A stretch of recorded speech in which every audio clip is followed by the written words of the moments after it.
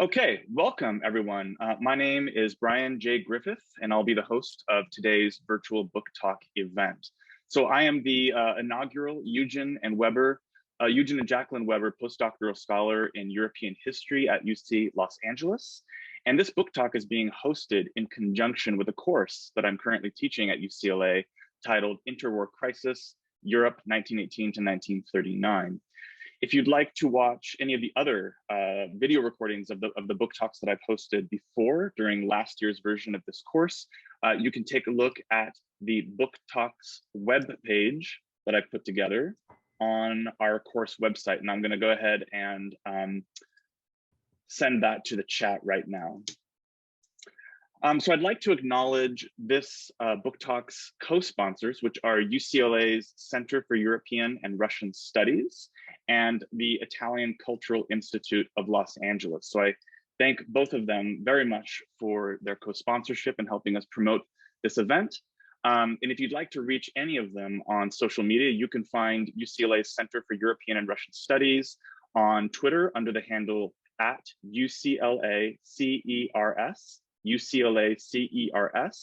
and the Italian Cultural Institute can be found on Twitter under the handle at IIC Los Angeles, IIC Los Angeles. Okay, so I'll begin by providing an introduction for today's speaker, which will be followed by about a 30-minute presentation by Dr. Diana Garvin herself on her recently published book. And after that, we'll be doing a Q&A for about the remaining half an hour or so. So please feel free to use the chat dialogue here in Zoom to submit your questions and or comments. I will be taking them in the order in which that they're submitted following Dr. Garvin's presentation. If you submit your entire question to the chat dialogue, I will read that on your behalf for Dr. Diana Garvin to respond to. However, if you would like to ask your question on video or just on the audio signal yourself, please indicate your desire to do so, and I will call upon you when it's your turn to speak.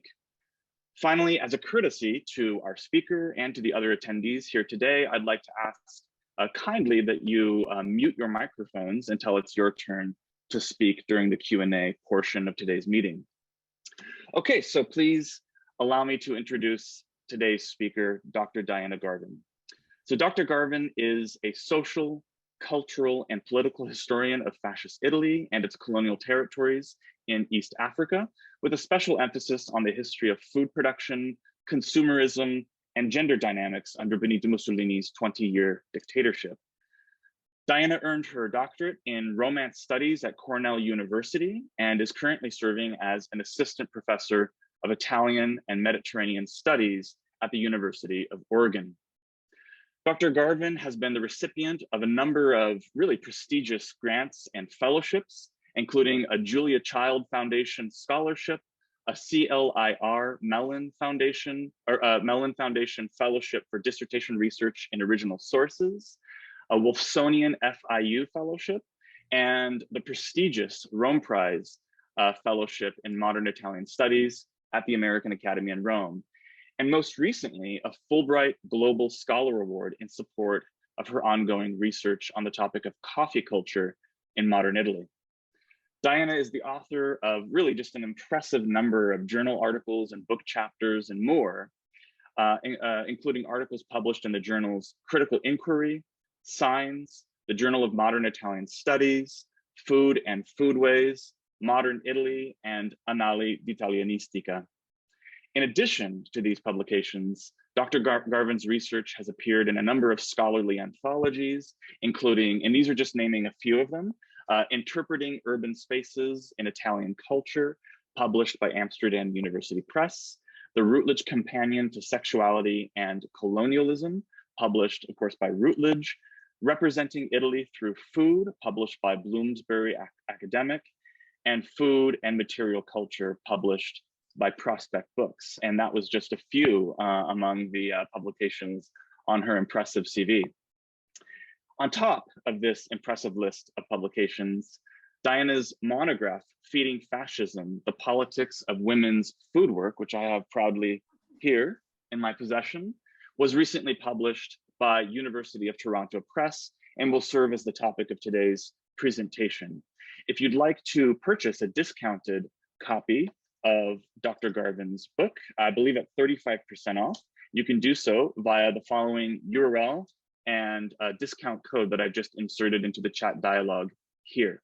So without further ado, please join me in welcoming Dr. Diana Garvin. So thank you so much, Dr. Griffith, for that very generous introduction. I also want to echo your thanks to the UCLA Center for European and Russian Studies and the Italian Cultural Institute of Los Angeles, and particularly your interwar crisis course. So again, all of this is helmed by Dr. Brian Griffith, and Dr. Griffith isn't just a fearless researcher and a great writer and teacher, he is also an awesome friend. So thank you so much for this invitation. I am really grateful to be here with you guys today. So let's get to it. How did women negotiate the politics of Italy's fascist regime in their daily lives? This talk, drawn from my book, Feeding Fascism, tackles this question with a new body of evidence that's drawn from food and foodways. Over the past decade, I've tracked down cookbooks, kitchen utensils, cafeteria plans, and culinary propaganda. So this talk aims to connect women's political beliefs with the places that they lived and worked and the objects that they owned and borrowed. These examples illustrate how women and the fascist state vied for control over the national diet across many manifestations. So cooking, feeding, and eating, all to assert and negotiate their authority. In taking this distinctive approach, Feeding Fascism attests to the power of food.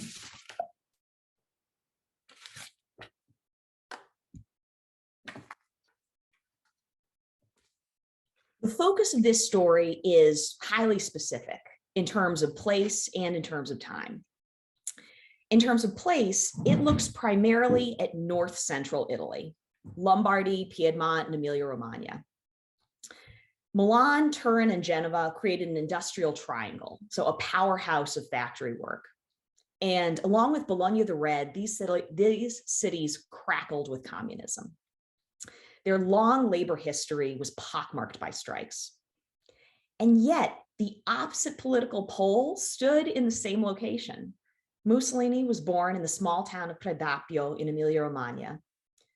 So these were at once the zones of greatest adherence to and greatest resistance against the regime. In terms of time, we're talking about the fascist ventennio. So those are the 20-odd years of fascist rule stretching from 1922 to 1945. And this period provides a particularly clear lens for thinking about women's food work. It's not so much representative of Italian cultural history as it is hyper-representative. It blows up violent tendencies that are always there, but in inactive or ineffective forms. So the bombast of dictatorial politics amplifies general tendencies in gendered food work that are often too subtle to see. The fascist period thus provides a key for unlocking other historical periods. Historian Benedetto Croce was wrong. Fascism isn't a parenthesis, it's a magnifying glass. So you might be asking yourself, what's unique about food under fascism? After all, during the interwar period, democratic and dictatorial governments alike demonstrated a profound concern for how food powered and shaped the body. But the fascist regime went further. It tried to harness the biopolitical power of food to prepare for military dominance. First, farming more food in Italy promised economic self-sufficiency. And that was the first step towards diplomatic immunity.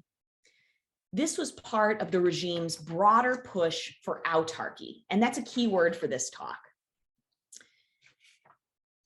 It means producing and consuming only Italian products. Second, birthing more infants today meant more fascists to support state ambitions tomorrow. Pronatalism, a fascist policy that was promoting high birth rates, was part of this. And autarky and pronatalism work together. Under fascism, you could say that Italian babies are the ultimate national product. At stake in this blend of women's food work and their reproductive work is a new way of looking at the history of fascism. Private industry and entrepreneurs translated fascist doctrine into practice. I argue that they were more successful in integrating fascism into everyday life than the regime was itself. So here's a table of contents for today's talk. And how it fits in with the larger book project. Today, we're going to take essentially a walking tour of a model fascist kitchen. First, we're going to look at an early 19th century farmhouse cucina to understand what things looked like before. Next, we're going to look at larger fascist building projects to understand the rise of rationalist style. Then we're going to zoom in on fascist period Martha Stewart to understand how these big trends at the level of the city also shaped the kitchen table where you chopped your onions. And then finally, we're going to zoom back out to look at how these changes to kitchen architecture supported fascism's push for autarky as a whole. This talk is just one section of the book. In fact, it's chapter 4, Model Fascist Kitchens. But the book also covers women's food work in a broad sense, in farms and in factories, and even through breastfeeding. So there's so much that I wish we could cover today. But if you'd like to learn more about the Perugina chocolate factory, culinary protest songs and food theft, or the cooking fire riots of Rome, I hope you'll ask your library for a copy. Fascism was a total regime. It fused public and private life through its goal of hyperproductivity. More Italian food, more Italian babies. And these interventions were aimed at women even in the home. Under fascism, kitchen design, its size, its layout, even the color of its walls became politicized.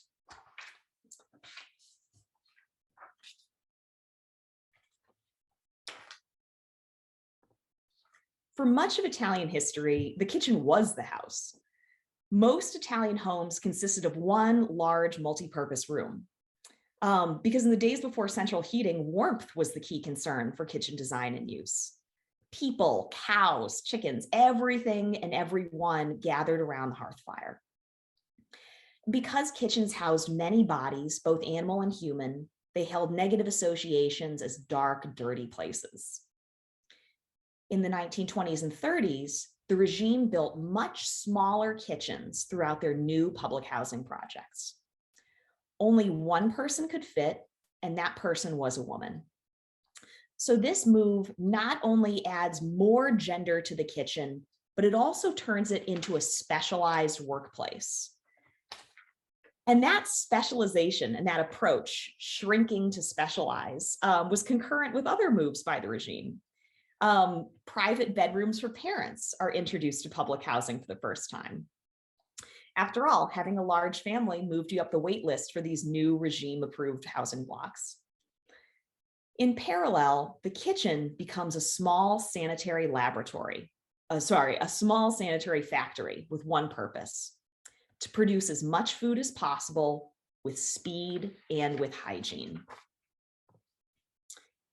With workers moving from the country to the city for factory work, urban peripheries swelled during this period. The regime introduced contests for architectural firms to build these new public housing projects. Over and over, rationalist buildings won. So you've probably seen rationalist buildings and you probably didn't like them. It's every parking garage that has ever been built. So think reinforced concrete, grids, right angles. It's often criticized for being very cold and modern. And this style thrived under fascism. It celebrated logic, not lyricism. The point was supposedly to increase airflow and sunlight, making things more hygienic. But it could actually lead to wasted space. So because of this gap between the architectural theory and how the buildings were actually used, I often think of it as irrational rationalism. but it was really common in functional spaces. So clinics in public, but kitchens and bathrooms in private. On the pages of magazines like Domus and Casabella and at conferences like the Triennale, architects like Piero Bottoni and Ignazio Gardella debated what the new rationalist housing projects and their model kitchens should look like. So their names were public knowledge, but it wasn't because the average person was reading these glossies. Rather, people knew about them because of the recommendations of domestic experts like Lydia Morelli. I wish we had a photo of her. Her book that you see here, From the Kitchen to the Salon, was a blockbuster hit. So by 1935, it had already appeared in 5 editions and sold over 50,000 copies.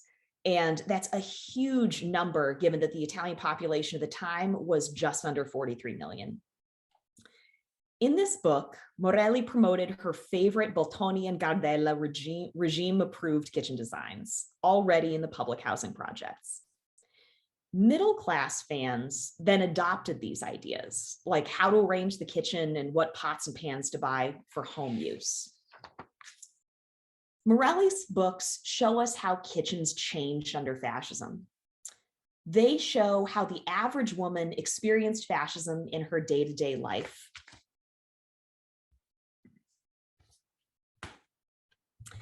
Not in an obviously political setting, like a public rally, but instead in a kitchen while she was peeling a potato. After all, most people didn't experience fascist modernity in a grand public display, at a car race or at an airplane show. For most people, all those ideas, speed, technology, hygiene, and even war, didn't slam into existence. Instead, they arrived as quickly and as quietly as a kitchen drawer sliding open.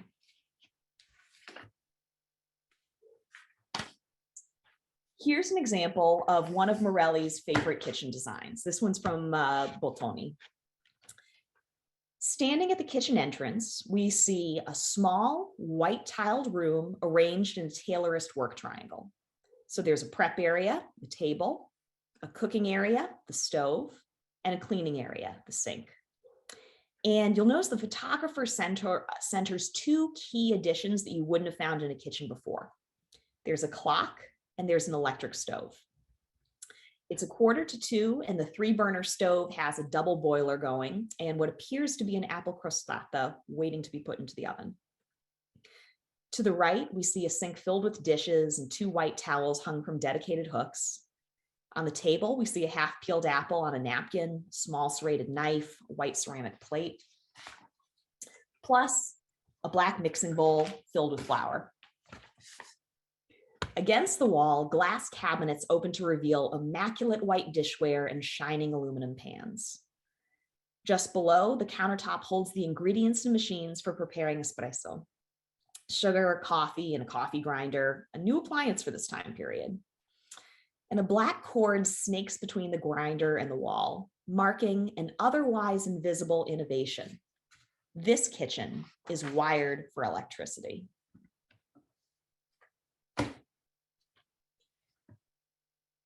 Electricity and hydraulics were new additions to public housing for this time period.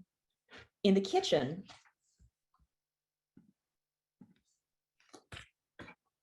they radically changed cooking habits and hygiene levels. Less obviously, they also reshaped the female body. So let's say I want to toast a piece of bread. In a 19th century Italian kitchen, there's an open fireplace. So I need to lean over the flames. I need to manipulate a heavy iron grill. Over time, that's going to redden and roughen my face, my hands, my arms. It's also going to build out my biceps. But with my new aluminum Italtoast toaster, I just push a button.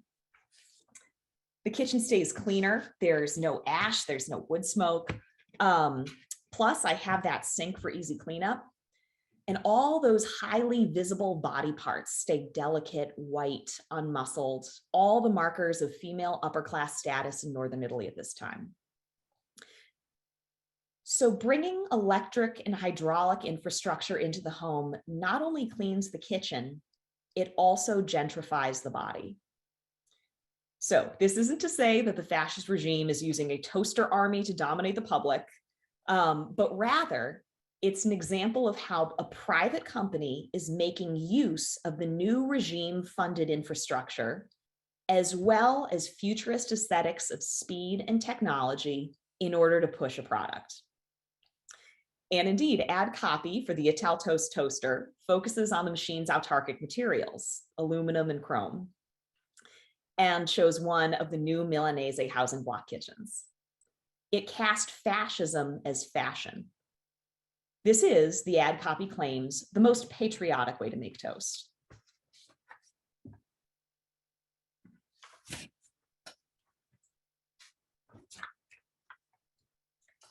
Model fascist kitchens were built from autarkic materials. Walls were tiled in blue or in white, creating business for Italy's growing ceramic business in Emilia-Romagna. Floors were made from aluminum, which is being synthesized in Milanese factories. And the Bialetti mocha pot, born in 1933, was aluminum, as were so many pots and pans and appliances. We often talk about how food changes under fascism, but we don't often talk about how dishes change. Morelli celebrated these materials for being cheap and easy to use and easy to clean, but they also provided direct financial support for the Italian chemical industry and for its refineries. So they helped the fascist economy by creating demand for these new materials. In addition to supporting autarky, these materials all share another quality. They shine, but only when you wipe them clean. And that shine is part of their aesthetic allure, but they also make dirt really obvious. And that fact mattered for the public housing projects. Living here meant that you had very little money, but you probably had a lot of kids. After all, it was one of the prerequisites for getting one of those spaces. So many women living in these houses and using these kitchens had to rely on the fascist-run cafeterias for mothers, soup kitchens, and milk dispensaries. Using those services came with strings attached. Frequent visits from the wives of fascist officials to make sure that the hygiene of the kitchen was up to snuff. After all, hygiene was seen by the regime as a means to decrease infant mortality and promote their pronatalist project. With this materials, the visitatrice, the fascist quote-unquote visitors, could make that judgment at a glance.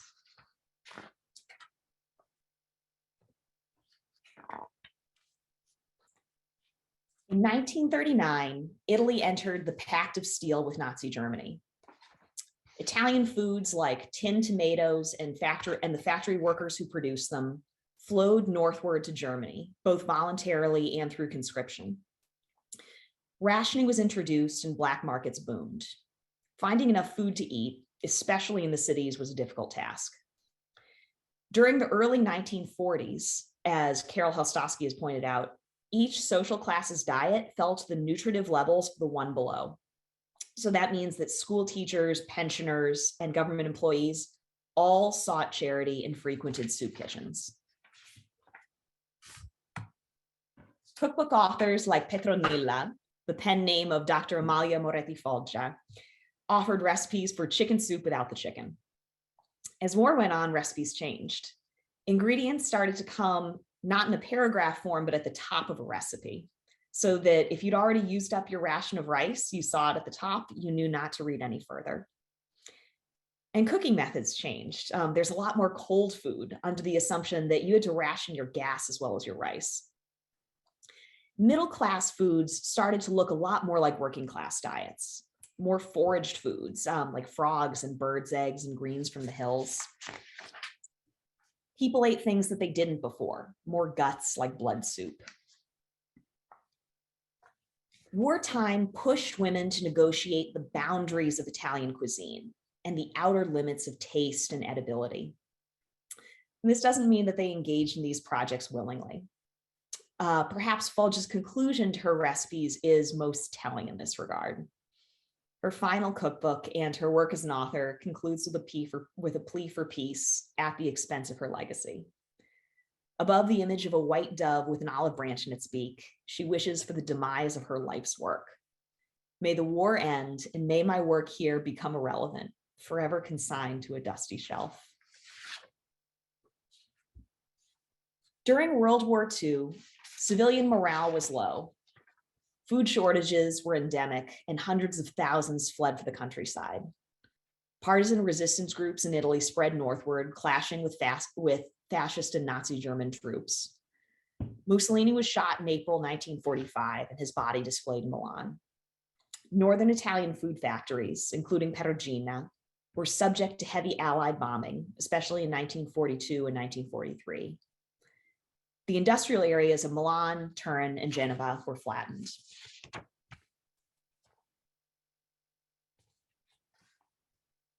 Long after fascism was discredited as a movement and Mussolini had met his end, the architectural and social legacy of these ideas lives on. In her much-cited New Yorker article, Ruth Ben-Ghiat asked, why are so many fascist monuments still standing in Italy? Because fascism coincided with and encouraged industrialization, it left its traces in farms and in factories, and in the way that many people cook and eat today.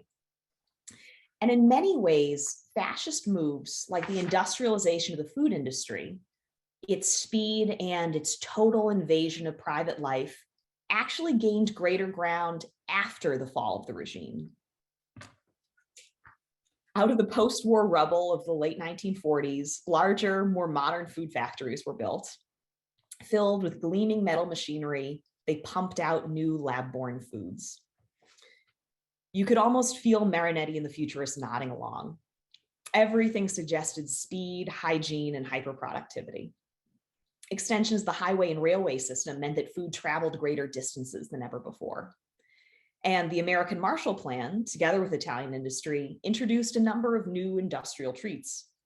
Frozen ravioli that never went bad, powdered juice, geometric cheeses with no need for a knife.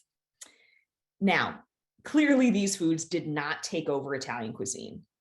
Far from it. Italian cuisine is itself famously conservative, slow to take on new ingredients and preparations.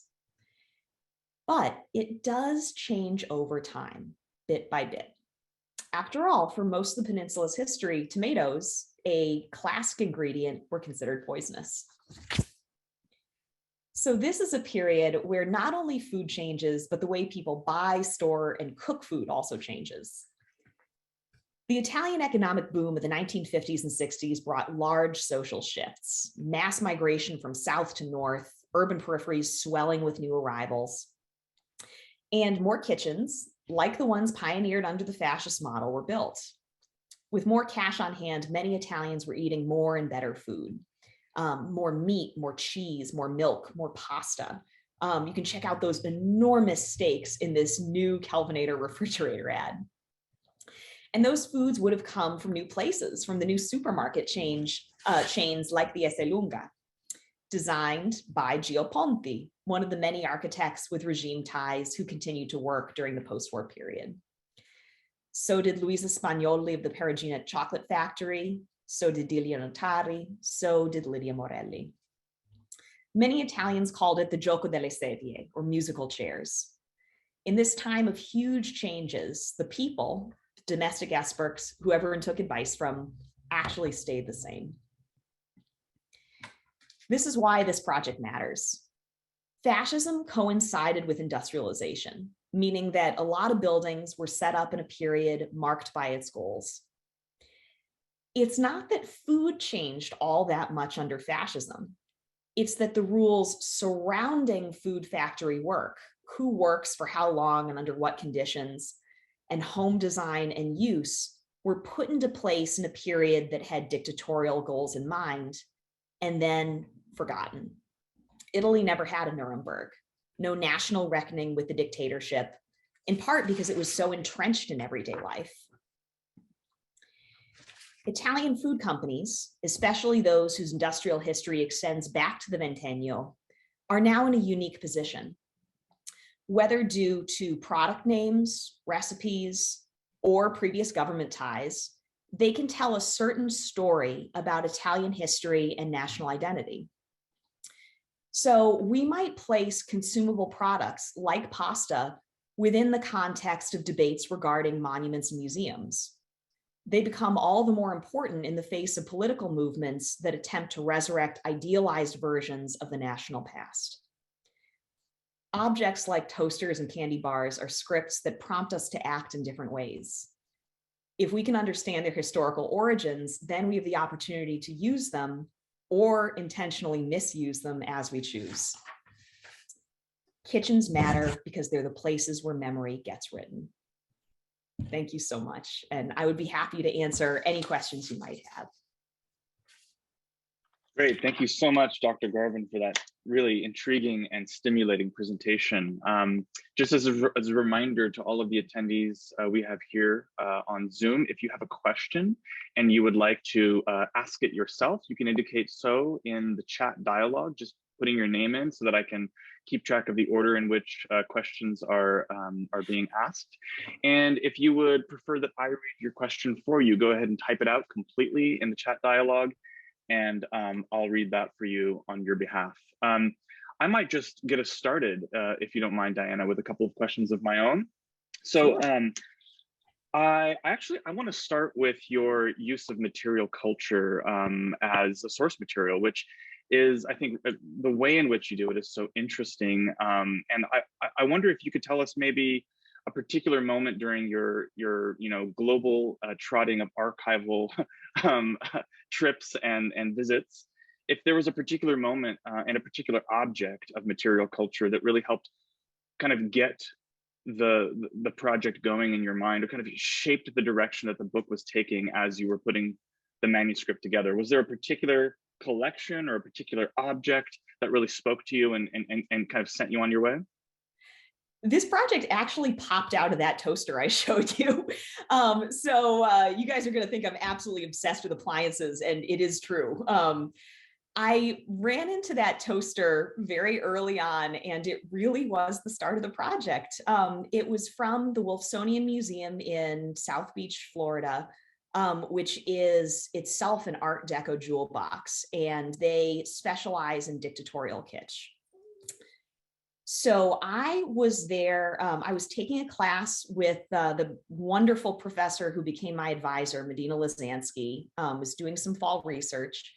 We had been studying the regime's big projects. So the railways, the monumental Casa de Fascio, anything where there was 100 or more people in the buildings. And all of those aesthetics, the shine, the chrome, the geometric patterns, all of that kind of was in my brain. And when I went to the Wolfsonian, they opened a drawer, and it was the exact same aesthetics. It was all of the silver gleam and all of the hexagons, all of the stars in miniature. So it was, that toaster was among all of these other objects. It looked like a parking lot for rocket ships. It was just visually stunning. And it occurred to me that everything that was happening on this grand public scale was also happening in private. And that was the start of the project.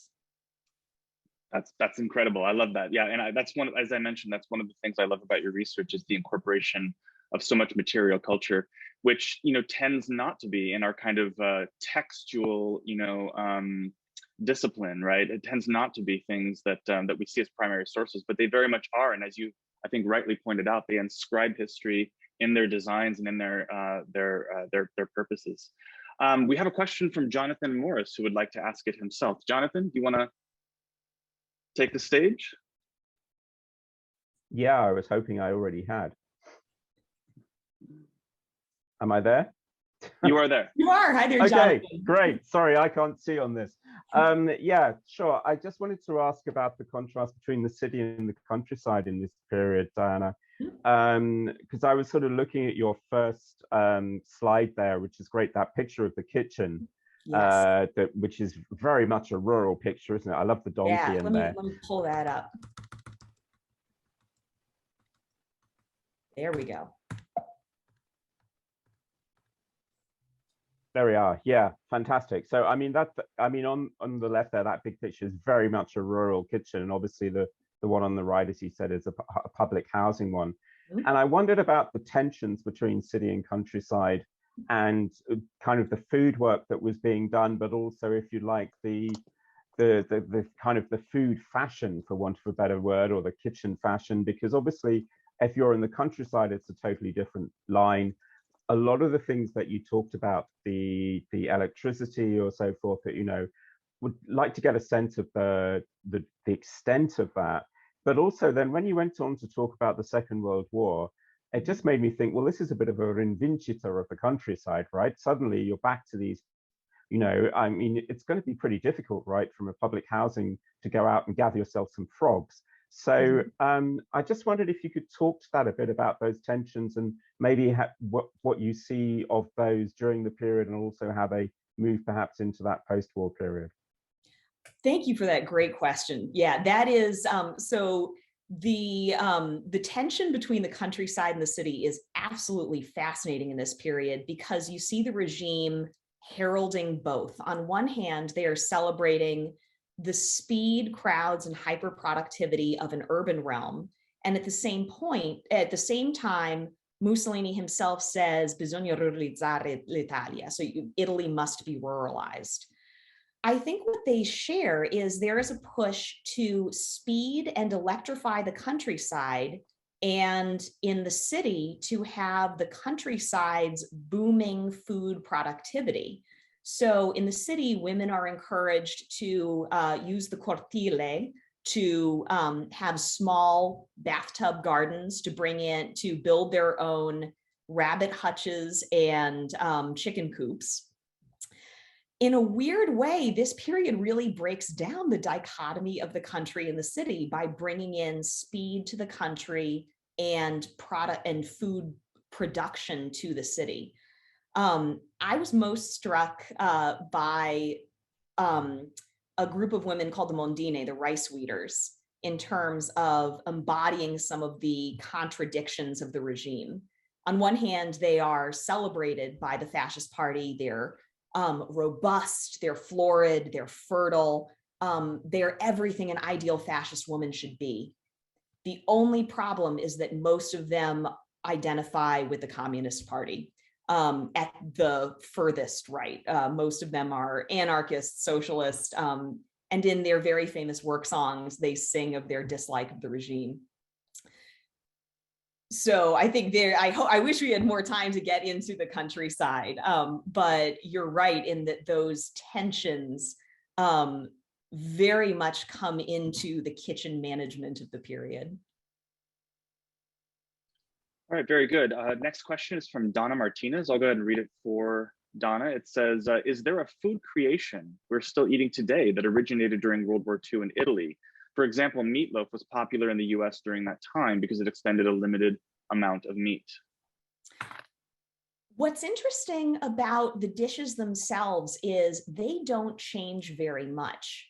They are retitled. So fascism tends to recast poverty as patriotism. It's largely the same minestrone, largely the same big pots of polenta. It's just referred to in a different way. Something that does date from the period are the Italianization of some of the terms. The futurist cookbook written by F.T. Marinetti posited poets and painters as artists and cooks, but it was also a nationalist project. The back of the book includes a dictionary translating what had been American and French culinary terms into Italian ones. So a bar becomes a qui si beve, and the barman becomes a barista. That's his invention. And the cocktail too, the polibibite. Yeah, the multi-drink. Right. So a lot of the Italianization, some of the Italian cultural hegemony in food, in some ways is a legacy of this period. Very good. All right, next we have Joan Stavarino. She writes, very interesting talk. Can you comment at all on what and how, if any, of these trends took hold in the South and Sicily, whether in city or countryside? Oh, you know, I would be a bad historian if I said I was an expert on the South. To tell you the truth, I have really studied the North. So I wish I could answer the question. I will say that if you're looking for some wonderful history on the topic, Nelson Moe is considered one of the field experts, and his book, I think it's Under the Shadow of Vesuvius. The View from Vesuvius. The View from Vesuvius would probably have some of those stories if you're interested in learning more. And if you are perhaps a PhD student looking for, or soon to be a PhD student who's looking for a dissertation topic, perhaps a food history of the Italian South under fascism might be a good place to start. There's a lot of research to be done. It would be great to see more people working on it. Indeed. All right, next we have Lily Zach. Thank you for this fascinating presentation. Do you have any favorite recipes you came across during your research that you can share with us? Did any of them stand out in terms of their oddity? I haven't made it, but there was a recipe for boiled frogs, and it really caught my attention. I didn't realize that you had to skin them. That was new. At first, I've never tried to boil frogs, but I was fascinated that there's this whole type of preparation that never really occurred to me. That's another rice weeder recipe because they were out in the fields catching those guys. So some of the recipes really are extraordinary, and they really do push the bounds of what's edible. One thing that I do find interesting is where different ingredients are assigned to the menu shifts during this period. So because eggs are a cheap and easy protein that everyone has access to, the dessert menu is suddenly covered in meringue. So eggs end up everywhere, and I have tried some of those egg dishes, and they're not bad for a student or an academic on a budget. They're doable. Yeah, and as a follow-up to that answer, I would say if you're looking for anything bizarre in the realm of food and drink recipes under fascism, look no further than La Cucina Futurista, which is packed full of the most bizarre recipes and even circumstances during which you're consuming under fascism. All right, Irene Hatsopoulos writes, how much of the fascist aesthetic of the new urban housing remains in the construction of the INA case during the post-war period? Right, Inacase. Inacase, sorry, I wasn't sure what that was. Yeah, very good. That is a wonderful question, and a fair deal remains there. I know that there were some protests against it, even in the fascist period. So these, and we sadly didn't have time to get to this, but some of these designs were highly contested by women using them. An early design that was quickly scrapped was the use of communal kitchens, as in the Soviet housing style. And it resulted in what was oddly underreported event, but the cooking fire riots of Rome, chiefly in Garbatella. So some of the newly built garden districts. Women decided not to use the shared kitchens because they said it went against human dignity. And instead, they started building cooking fires in their courtyards, which accidentally raged out of control on a regular basis. So the regime was actually forced to start building more kitchens for individual families. I believe a lot of these projects are still in existence, particularly in the exurbs of Milan. Interesting. Okay, Margaret asks, was the fascist period when industrialization of pasta developed? It doesn't look like the city kitchen had much counter space to work with for making pasta by hand. That is a very solid question. That's a good observation. Yeah, you're right. There was definitely less space. I had not thought of that before, and I will cite you if that comes up. Yeah, that actually would encourage you to buy more of the industrial pasta that's being made. So the Italian pasta industry goes back to Naples in the 1700s. That's when they started building some of the big establishments. And it's during this period that that some of the northern groups ascend. So for example, Barilla and Buitoni both really build up their factories during this period. I think I showed you a colonial advertisement from Barilla towards the end. Ooh, my apologies.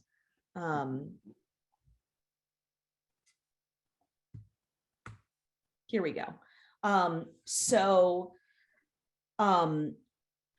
these factories really did increase their production of dry pasta for sale during this period.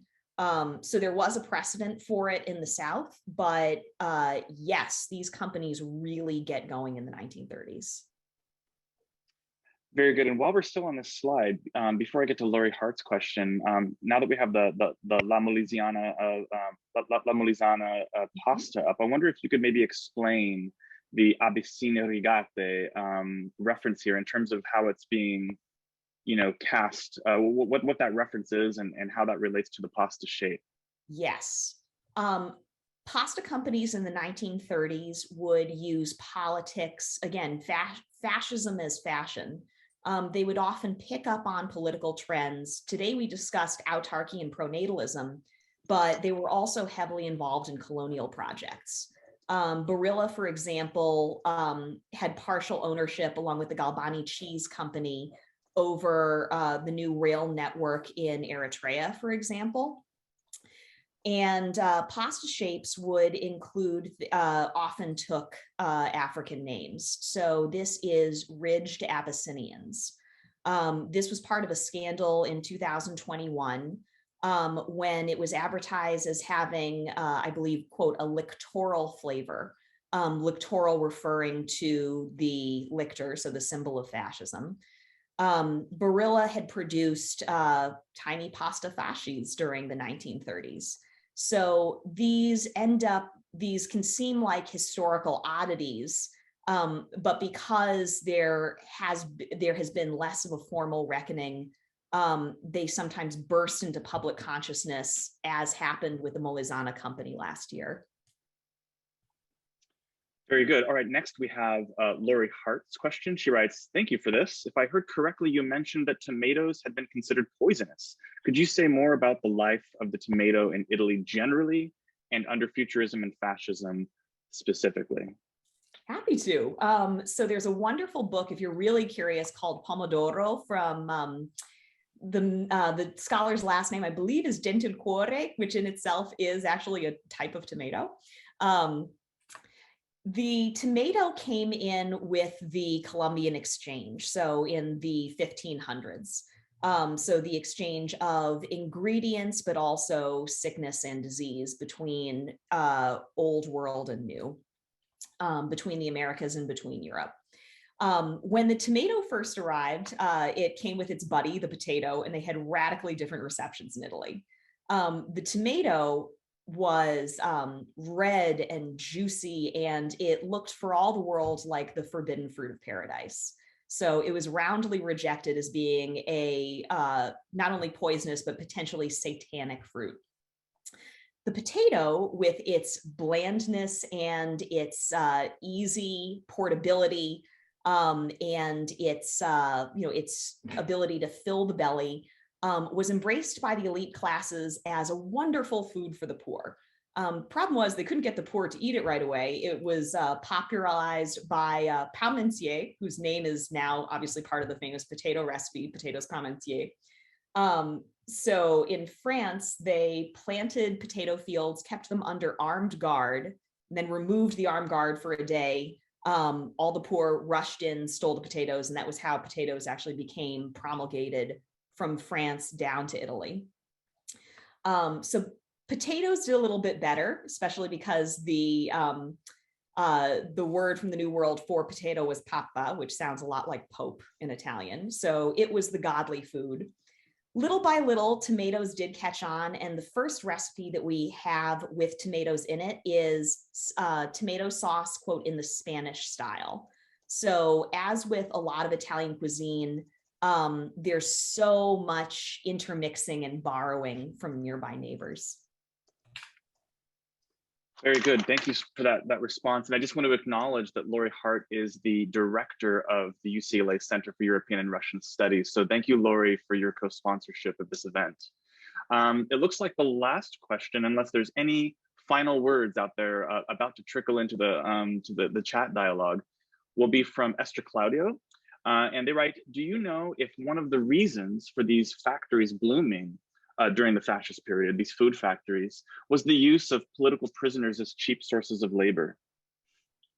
Oh, so I am looking at a slightly earlier part of the fascist period, and I have not come across that. However, I do know that in Germany, large numbers of Italians were conscripted for their labor in the food factories. Generally speaking, what I have seen in terms of who is working in these factories are it's working class women, in some cases newly arrived from the countryside. For Perugina, for example, by 1932, they have 400 workers, 300 of them are women. And in some ways, they are part of the migrant labor force in that they will come in for a while and then leave. I have not seen forced labor. Let me make a giant exception to this. In the colonies, yes, there is definitely forced labor, particularly in the agricultural fields, and in the factories, also in the oil business and in the salt mining business. There is lots of forced labor in both of those types of factories in the colonies. And one would assume that the forced labor in the colonies is of colonial subjects and not Italian prisoners. Yeah, exactly. Correct. Okay, so it looks like we have one final question. It's from Susie in Spain. She writes, and she says, was it a tomato sauce in the Spanish style? This is causing considerable confusion here in Spain. So unfortunately, I don't have this recipe right in front of me because it dates back to, I think, the 1600s. So it's a little bit beyond the bounds of this talk. What I remember of the recipe is it looks to me quite like, not all that dissimilar from Marcella Hazan's famous 8-hour tomato recipe. So it's very simple. It's largely tomatoes, oil, salt, pepper, and then lots and lots of thyme. Great, thank you. There's a couple of thank yous and grazias in the chat dialogue for you there, Diana. We're just about out of time, so I will say thank you so much for your time here today, for giving us a kind of glimpse into this new book. Everyone should have a link to the place where you could purchase a discounted copy of the book if you so desire. I believe that's set to expire in the next week, so there's not a whole lot of time. And of course, if you don't purchase your own copy, do encourage your university library to buy one for your campus community. Thank you, Diana, so much for your time. And thank you to everyone who came and joined us here today. Thank you so much, everyone. This is really a pleasure.